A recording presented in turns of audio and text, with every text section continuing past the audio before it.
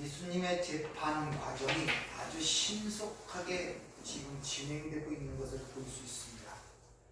겟세마네 동산에서 밤에 붙잡히셔갖고 바로 제일 먼저 안나스의 집으로 끌려가 신문을 받은 후에 다시 가야바의 집으로 가고, 가야바는 다시 빌라도 관정으로 데려옵니다. 이때가 새벽이었어요.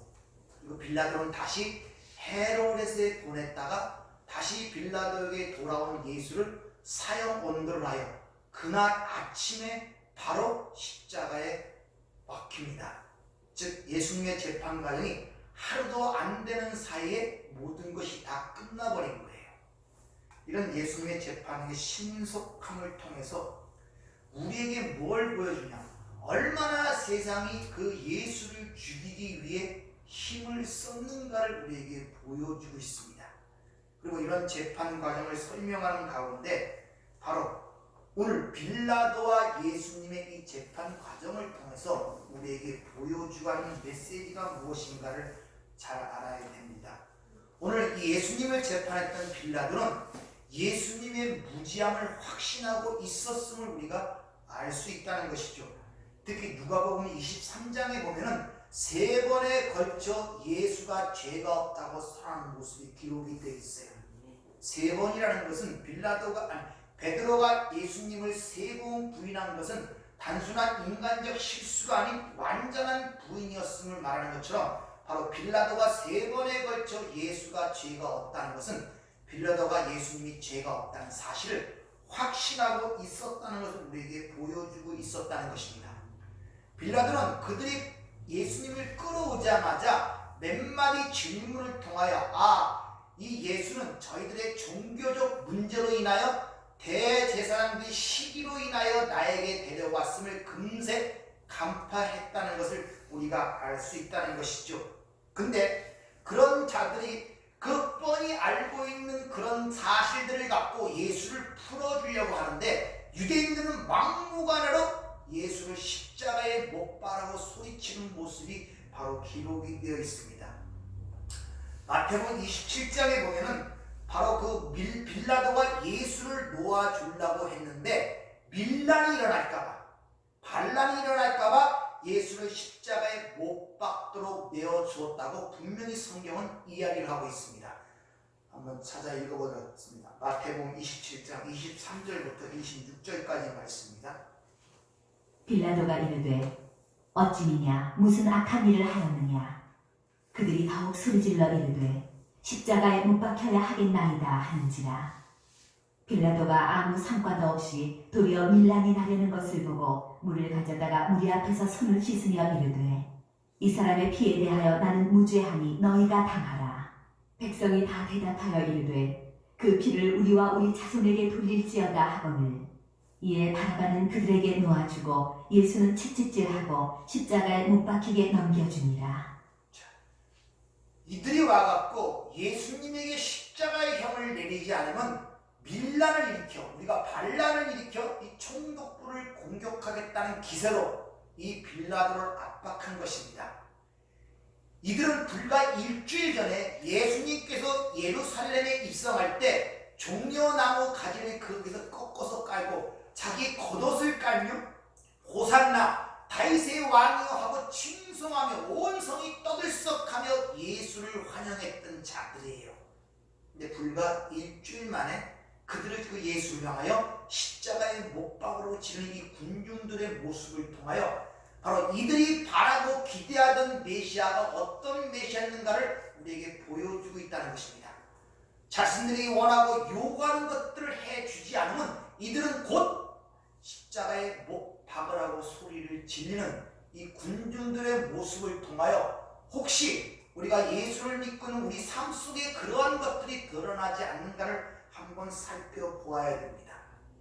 그 당시에 로마는 수많은 나라들을 식민지로 삼고 있었어요. 근데 로마가 가장 걱정하는 것 2가지가 있었는데 하나는 반란이었고 하나는 세금 문제였습니다. 그래서 반란이 일어나지 않고 세금만 또박또박 내면 그 나라마다 종교를 인정해줬고 그 나라마다 자치를 인정해줬습니다. 그런데 그렇게 여러 식민지 중에 가장 로마가 다스리기가 어렵던 지역이 바로 이 유대 민족들이었습니다. 껐득하면 반란을 일으키는 민족성이 강한 민족이었기 때문에 그렇다는 것입니다. 그러므로 이들이 만약 밀란을 일으킨다면 빌라도는 자기의 정치적 생명이 위험해질 뿐만 아니라 자신의 안위가 위험해진다는 것을 왜 몰랐겠습니까? 그래서 그들의 요구대로 그를 내어줬다고 성경은 이야기를 하고 있는데, 요한복음 19장 2절을 보고 12절을 보면 이러므로 빌라도가 예수를 놓으려고 힘을 썼으나 유대인들이 소리질러 이르되 이 사람을 놓으면 가이사의 충신이 아니니이다. 무릇 자기를 왕이라는 자는 가이사를 반역하는 것입니다. 이 한마디에 예수를 놓아주지 아니할 수가 없어요. 왜? 예수가 왕이라 그러는데 그런 자는 가이사, 로마의 황제를 반역하는 자라는 것입니다. 근데 당신이 그런 자를 놓아준다면 당신이 황제를 반역하는 자라는 식으로 압박을 하는 거예요. 이 말 한마디에 바로 예수를 놓아줬다고 요한복음 19장 16절에 보면 이에 예수를 십자가에 못 박도록 그들에게 넘겨주었다, 이렇게 이야기를 하고 있는 것을 볼 수 있습니다. 결국 이 빌라도는 세상의 어떤 관원으로서 공의와 정의를 행하였음에도 불구하고 자신의 안위와 자신의 야망에 위험을 끼치자 그 공의와 정의를 버리고 죄 없음을 확실히 알면도 불구하고 십자가에 못 박도록 내어준 빌라도의 모습을 통하여 바로 죄인들의 어떤 특성을 대표적으로 상징적으로 보여주고 있는 거예요. 여러분, 이 땅에서 공의를 원하십니까? 정의가 이루어진다고 생각하십니까? 어떤 재판이고 어떤 것도 세상에는 자신의 안위와 야망에 위협이 되면 어떤 사람도 정의와 공의를 행할 수가 없습니다. 이 세상에서는. 이 세상 자체에서 정의와 공의를 원한다는 것은 그건 세상을 모르는 사람들의 이야기라는 것을 여러분들이 아셔야 돼요. 그러니까 너무 공의와 정의를 행하지 않는다고 세상에 대해 원망하거나 사람들에 대하여 원망하는 것은 사람을 모르기 때문이며 세상을 모르기 때문에 그러하다는 것을 여러분이 아셔야 됩니다. 잘 보세요. 지금 예수님을 밀란의 주동자로 고발하는 이들, 근데 그 고발하는 사람이 예수님의 동족들이에요. 같은 민족이란 말입니다. 그렇게 자기 동족들에 의하여 밀란의 주동자로 고발되는 그 예수님이 고발되는 그 순간에 진짜 밀란을 주도하고 살인했던 빌라도는 그때 바라바는 빌라도 감옥에 갇혀 있었단 말입니다. 그러면서 34절, 39절, 40절을 보면은 그 빌라도가 명절 때마다 관례를 따라 사면을 해주는 그것을 빌미를 삼아 죄수 한 명 사면하기를 이야기를 하면서 그들에게 누구를 풀어주랴 이렇게 묻자 그들이 기다렸던 듯이 바라바라 이렇게 소리치는 모습을 우리가 볼 수 있죠.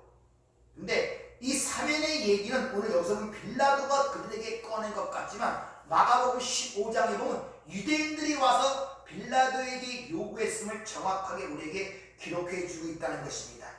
그러니까 그들이 요구하는 그들에게 너희들이 유대인이나 왕이라는 그 예수를 내가 풀어주랴 이렇게 물었더니 그들은 바라바를 선택하고 있었다는 것입니다.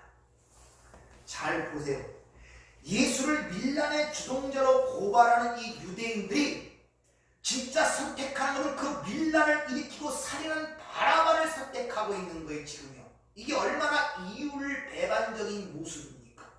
이 사람이 밀란을 주동했다고 고발하면서 진짜 밀란을 주동했고 살인하여 잡혀있던 바라바를 석방하라는 이런 모습 속에서 인간의 그 얄팍한 모습들이 거기서 그대로 적나라하게 드러나고 있다는 것입니다. 예수님은 참으로 죄가 없었음을 빌라도에 의해 확정적으로 보여주고 있다는 것입니다. 그러니까 빌라도의 생각은 분명히 이 예수는 죄가 없기 때문에 분명히 저들이 누구를 풀어주나 물으면 예수를 선택할 줄을 알았다는 것입니다. 그런데 뜻밖의 예수가 아닌 진짜 밀란과 살인죄로 갇혀있던 빌라도를 요구하는 그들의 모습을 본 거예요.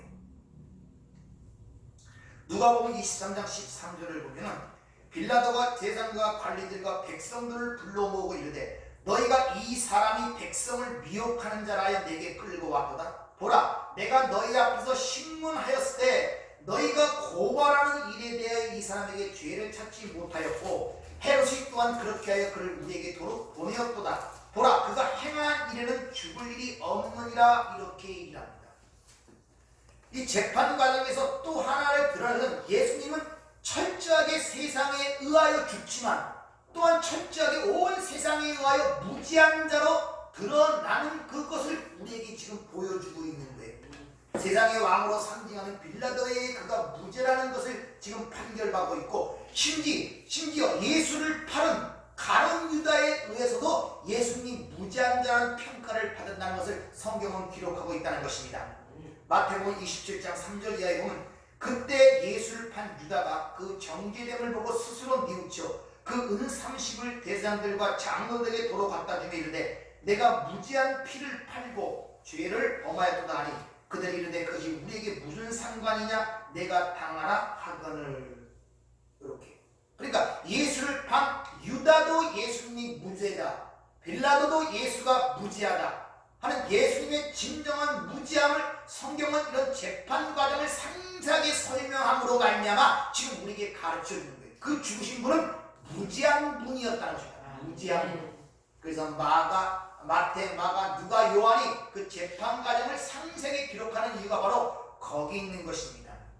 그러니까 그런 재판 과정을 상세히 기록함으로 말미암아 인간들의 숨겨진 간간 그 죄악성을 폭로하는 동시에 그들의 죽은 예수는 무지한 자를 죽였음을 우리에게 지금 일러주고 있다는 것입니다.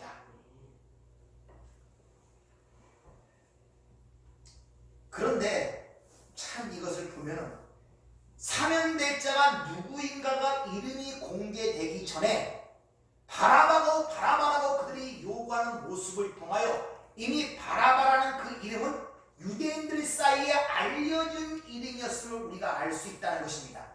그리고 그 일사분란에게 전부 다 바라바라고 얘기하는 것을 통해서 이미 그 대제사장들과 바리새인과 서기관과 유대인들 사이에 바라바를 석방해 줄 것은 이미 합의가 되었다는 것을 우리에게 보여주고 있다는 거예요. 바라바를 풀어달라고. 무슨 말이냐? 빌라도가 내가 누구를 풀어줄까에 의해서 바라바를 요구한 것이 아니라 이미 명절이 되면 죄수를 살인하는 그 관례를 알고 있었기 때문에 이미 밀란을 일으키고 살인죄로 잡아 들어간 바라바를 풀어달라는 것이 이미 유대인들 사이에는 합의가 되어 있었다는 것입니다. 이것은 우리에게 매우 중요한 메시지를 주고 있다는 것입니다. 즉 이들이 추정하고 원하는 메시아가 누군가를 우리에게 분명히 보여주고 있는 거예요. 그들은 진짜 평화의 왕을 원하지 않습니다. 그들이 원하는 메시아는 자기들이 요구하는 것들을 이루어주기 위해서 밀란을 일으키고 살해를 하더라도 자기의 요구를 만족시켜주는 그런 메시아를 요구하고 있단 말입니다.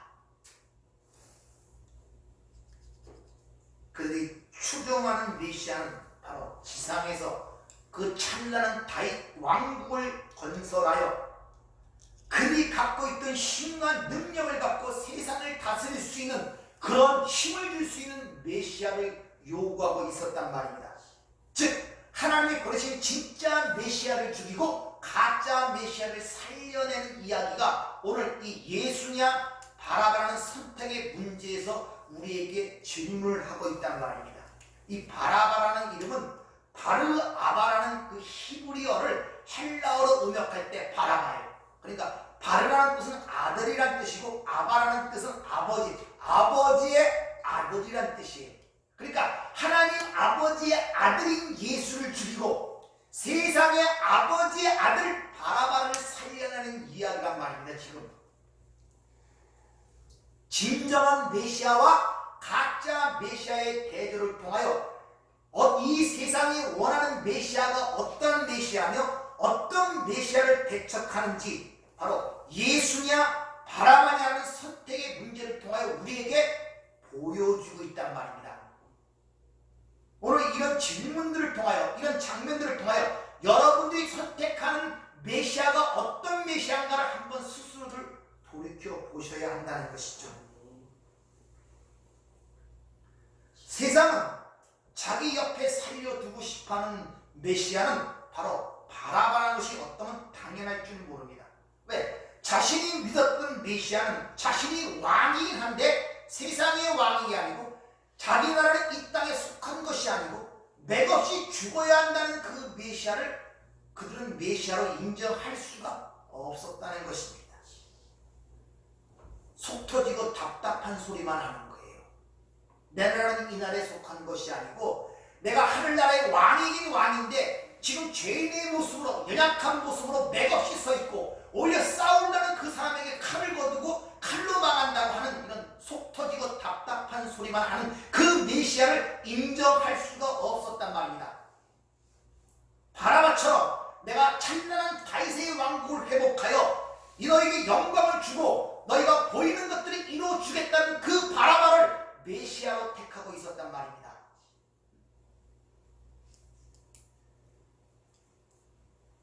이 장면 속에서 여러분 자신들을 한번 투영해 보세요. 네? 보이지 않는 나라의 왕이라 하면서 결박당한 초라한 죄인의 모습으로 서 있습니다. 그러나 한쪽은 살인도 불사하면서 세상에 찬란한 다윗의 왕국을 회복하여 주겠다는 호언장담하는 영웅적 메시아가 있습니다. 어느 쪽 메시아를 택하겠습니까? 한쪽은 보이지도 않고 감추진 하늘나라이고 연약한 무력한 모습으로 왕으로 있는 사람의 모습이고 오직 그 나라는 믿음으로 볼 수 있고 또 이 세상의 오감으로 보고 듣고 만지지도 못하며 그 나라의 풍요함은 약속으로만 주어져 있단 말입니다. 근데 이 세상의 메시아는 그 반대라는 것이죠. 강력한 힘과 의지와 뜻 그리고 이 나라의 가시적인 왕권을 세우고 그들이 좋아하는 것을 현실적으로 만지고 듣고 보고 물질적, 현세적, 감각적 축복을 주겠다는 메시아. 어느 쪽을 선택하시겠습니까? 솔직한 심정으로 자신들에게 물어보세요. 여러분이 지금 메시아라고 생각하는 성경의 메시아는 아무런 세상에 힘이 없어요. 세상에 의하여 죄인으로 죽는 연약한 모습으로 서 있단 말입니다. 그 나라가 약속하는 것들은 현실적으로 보이고 만지고 물질적, 감각적, 현세적인 것이 아니라 약속으로만 주어져 있단 말입니다. 그리고 그 나라는 여기에 속한 것이 아니라 하늘에 속한 나라란 말입니다. 보지도 듣지도 오직 믿음으로만 볼 수 있는 나라예요. 그걸 약속하는 메시아와 한쪽은 세상의 힘을 갖고 보이고 감각적이고 현세적인 나라를 형성해주고 너희를 요격해 주겠다는 강력한 힘을 우리에게 보여주는 그 메시아 어느 쪽으로 따라가겠습니까?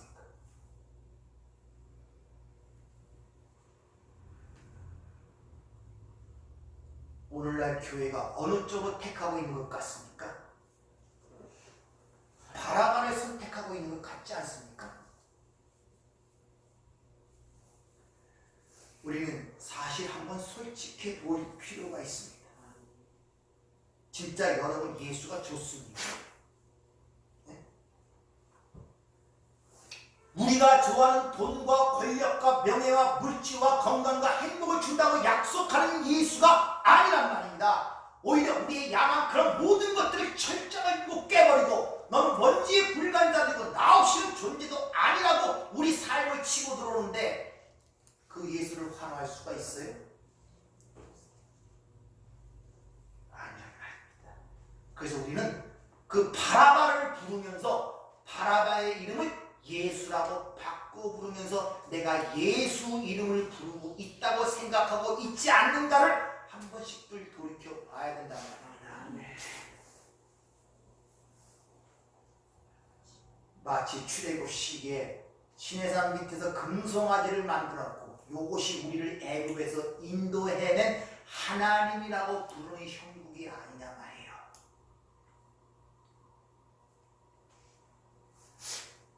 오늘날 그 작태가 바로 하나님을 섬긴다는 교회에서 일어나고 있지 않는가를 질문들을 한번 해보셔야 된단 말이에요. 네가 와서 우리의 요구와 우리의 야망과 꿈을 이루어주겠다는 것이 아니라 그런 걸 모든 걸 무너뜨리고 네 자신을 부인하고 오직 하나님의 은혜만을 의지해야 되며 너는 뒷끌 같은 존재이기 때문에 나를 절대적으로 의지할 때만이 살 수 있다는 걸 가르치기 위해서 내가 원하고 바라는 모든 것들을 다 무너뜨린단 말입니다. 진정 그런 예수를 여러분 메시아로 인정하고 따르고 있습니까?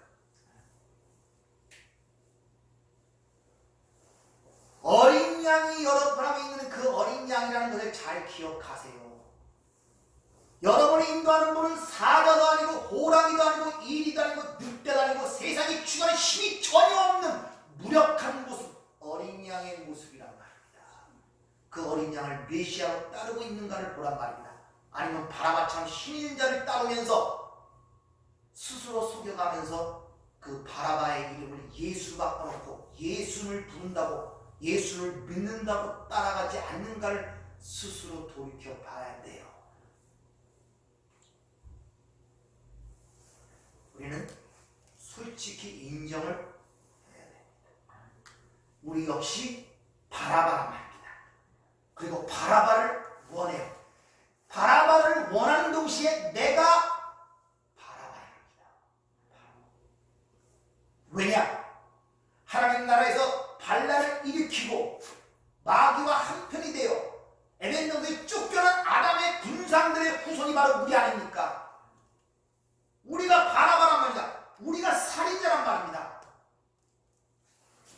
근데 그 우리가 죽어야 할 그 자리에 예수가 죽음으로 말미암아 그 바라바가 그 자리에서 풀려나 살아나는 이 구원의 이야기를 지금 오늘 우리에게 보여주고 있는 것입니다. 따라서 우리의 실상이 바라바라는 실상을 인정치 못한 자들은 살아나지 못하는 거예요. 왜? 예수님은 그 바라바를 위해서 죽었기 때문에, 세리와 가난한 여인을 위해서 죽었기 때문에 자신의 그런 실상을 인정치 못한 자들은 절대 예수를 믿을 수가 없고 그들이 부르는 예수는 바라바를 부르고 있는 것입니다. 우리 자신이 바로 마귀이며 바로 내 자신이 하나님이며 우리는 우리 자신밖에 모르고 내 자신만을 위해 살아가는 그런 존재임을 여러분들이 깨달으셔야 돼요. 그 바라바를 살려내기 위해서 바로 계속 반복되어 무지하다는 그 예수가 그 자리에서 죽으신 것입니다. 그래서 우리가 그 자리에서 풀려나는 거예요. 이런 사실들을 안다면 어찌 회개하지 아니할 수가 있으며 그 은혜와 사랑 앞에서 울지 아니할 수가 있고 어찌 감사와 찬양이 터져나오지 아니할 수가 있겠냐는 것이죠. 우린 스스로에게 속지 말아야 돼요. 우린 믿을 건 내 자신도 아니고 예수밖에 없습니다. 베드로가 3번 부인을 통해서 뼈저리게 깨달은 것이 그거란 말이에요.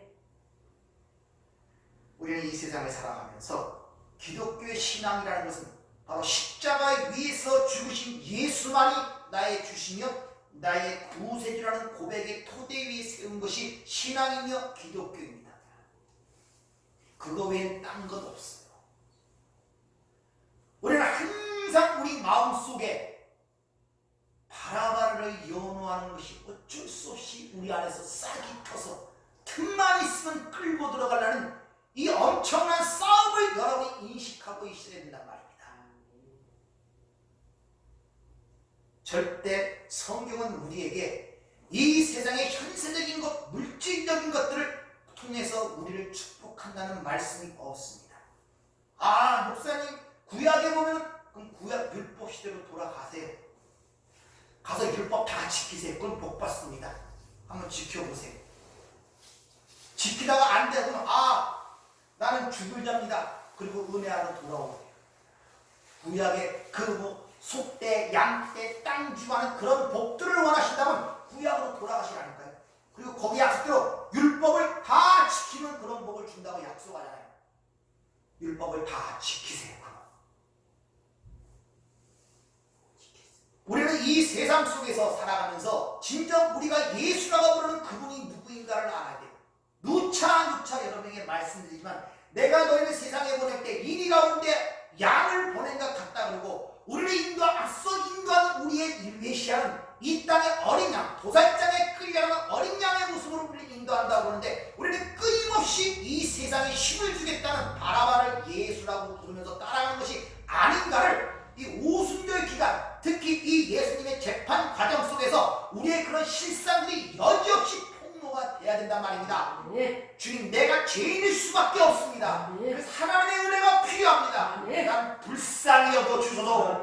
이런 고백들이 드러나야 된단 말입니다. 나는 어쩔 수 없는 자입니다. 어쩔 수 없는 자입니다. 은혜가 없이는 한시도 살아갈 수가 없는 자입니다. 주님이 나를 사랑하지 않으면 나는 주님을 부인할 수밖에 없는 자입니다. 이런 뼈저린 고백들이 우리 삶 속에 드러나야 돼요. 뼈저린 고백들이.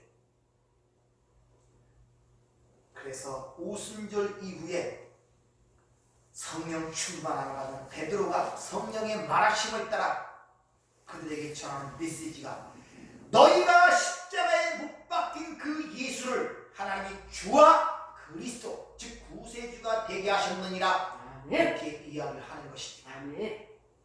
이렇게 구원받은 백성들은 그 은혜를 안다면 새 노래를 불러야 돼요.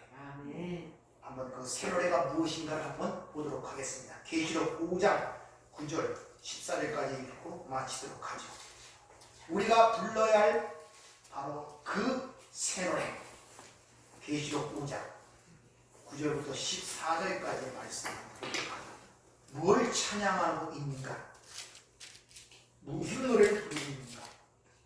자, 같이 읽어보죠. 그들이 새 노래를 불러 이르되 두루마리를 가지시고 그 인봉을 떼기에 합당하시다. 일찍이 죽임을 당하사 각 족속과 반원과 그나 백성과 나라 가운데서 사람들을 피로 사서 하나님께 드리시고 그들로 우리 하나님 앞에서 나라와 제사장으로 삼으셨으니 그들이 땅에서 왕노릇 하리로다 하더라. 내가 또 보고 들으며 보좌와 생물들과 장로들을 둘러서 많은 천사와 음성이 있으니 그 수가 만만이요 천천이라. 큰 음성을 이르되 죽임을 당하신 어린 양의 능력과 부와 지혜와 힘과 존귀와 영광과 찬송을 받으시기에 합당하도다 하더라. 내가 또 들으니 하늘 위와 땅 위와 땅 아래와 바다 위와 또 그 가운데 모든 피조물이 이르되 보좌에 앉으신 이와 어린 양에게 찬송과 존귀와 영광과 권능을 세세토록 돌릴지어다 하니 내 생물이 이르되 아멘하고 창조들이 엎드려 경배하더라. 뭘 찬양하고 있습니까? 어린 양의 죽으심. 바로 이것이 이 땅에서 구원받은 하나님의 백성들이 이 땅에서 불러야 할 새 노래임을 여러분들이 아셔야 됩니다. 따라서 우리가 이 사순절 기간을 통하여 다시 한번 우리가 부르는 예수, 내가 따르는 그 메시아, 어떤 메시아를 따르고 있는가를 스스로를 물어보세요. 그리고 혹시 내가 바라바라는 것을 추정하면서 그 이름을 예수로 바꿔서 따르는 것이 아닌가, 이런 문제들을 자신에게 질문함으로 말미암아 여러분이 가는 방향이 올바른 방향인가 잘못된 방향인가 다시 한번 점검하는 좋은 기간이 되기를 주님으로 축원합니다. 기도하겠습니다. 은혜롭고 자비로우신 아버지, 그렇습니다. 끊임없이 바라바를 연호합니다. 그 세상에서 주겠다는 것을 어찌 끊지 못하고 우리 안에 끊임없이 그 유혹하는 이 바라바, 이게 하나님의 은혜가 없이는 끊겨질 수가 없고 하나님의 성령의 능력이 아니면 우리가 이겨나갈 수가 없습니다. 오늘 말씀을 통해서 우리에게 숨겨진 것들을 드러내게 하셨사오니 주님께서 치유해 주시고 그 부분에 하나님의 어린 양의 피로 정결케 도와주셔서 하나님의 신령 것들로 채워나갈 수 있는 좋은 우리의 삶이 될 수 있도록 주께서 축복하여 주시옵소서. 예수님 이름으로 기도하옵나이다. 아멘.